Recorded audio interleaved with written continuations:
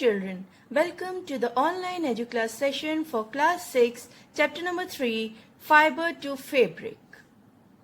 Today, we are going to discuss how a lump of fiber is obtained from its source, which later gets converted into a beautiful fabric. When we go to the market to purchase clothes, we observe all clothes are different in their own ways, like texture, prints, touch, designs, etc. Also, when we feel a season change, we shift our wearing patterns as well. We wear cotton during summers and woolen during winters. And also when we open our wardrobe, we find vast variety of clothes made up of like cotton, then silk, then wool, rayon, and other synthetic fabrics. Hello dear, I have a question here. What are these clothes made up of and from where do we get them from?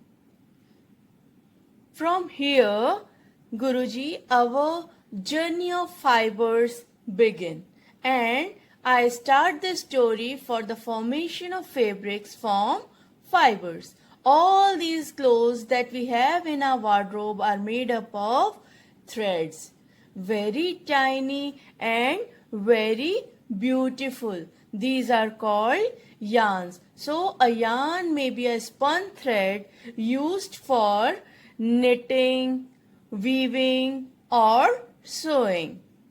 We can define yarn as any spun thread used for knitting, weaving or sewing purpose. Wow, that's so sweet. They are so pretty to look at. But what are these yarn made up of? And what's the source of it? These yarns are made up of fibers, Guruji, and fibers are finer, thinner, thread or filamentous structures obtained from various plants, animals or synthetic sources. Good. So, tell me more, how many types of fibers are there and what are the examples? Sure, Guruji.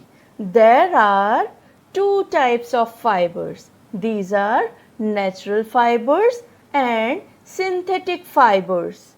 Natural fibers are those fibers which are obtained from plants and animals such as cotton, silk, jute or wool. So these all are natural fibers. Second category is synthetic fibers. Synthetic fibers are those which are made from such chemical substances that are not obtained from plant or animal sources. These may be like polyester, acrylic or nylon. Rayon is a semi-synthetic fiber which is obtained by the chemical treatment of wood pulp. Lovely. Now tell me, what are the sources of natural fibers and how they are grown? Sure. Let's come to the sources of natural fibers like plants and animals. First, cotton is obtained from cotton fruit.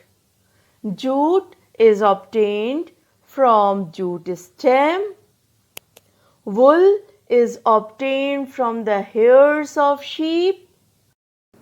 Silk is obtained from the cocoon of silkworm. Awesome! Now, dear child, tell me, if we wear a cotton dhoti, how we get it from a plant? Okay, Guruji. See, Cotton is a soft, fluffy staple fiber that grows in a ball or a protective case around the seeds of the cotton plant. Mature cotton balls burst open and seeds covered with cotton fibers can be seen. After the crop matures, harvesting begins, and harvesting too soon can disrupt maturation negatively, affecting the fiber quality, while waiting too long can result in a reduced fiber yield. Harvesting is done either by hand picking or by using machines. We can either harvest cotton by hand or with the help of cotton picking machines. While hand picking is a historical harvesting method, using machines expedites the process and makes it significantly easier. You can hand pick about 20 plants in 10 minutes, while it takes a cotton picker about 30 seconds to pick up to 1200 plants.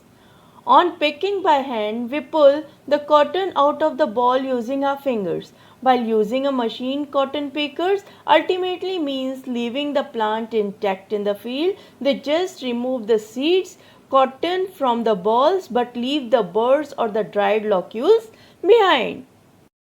The next step in the separation of cotton fibers from the seeds and the pods is in the cotton gin. The cotton gin combs the cotton fibers until only the lint is left. This lint is then collected and compressed.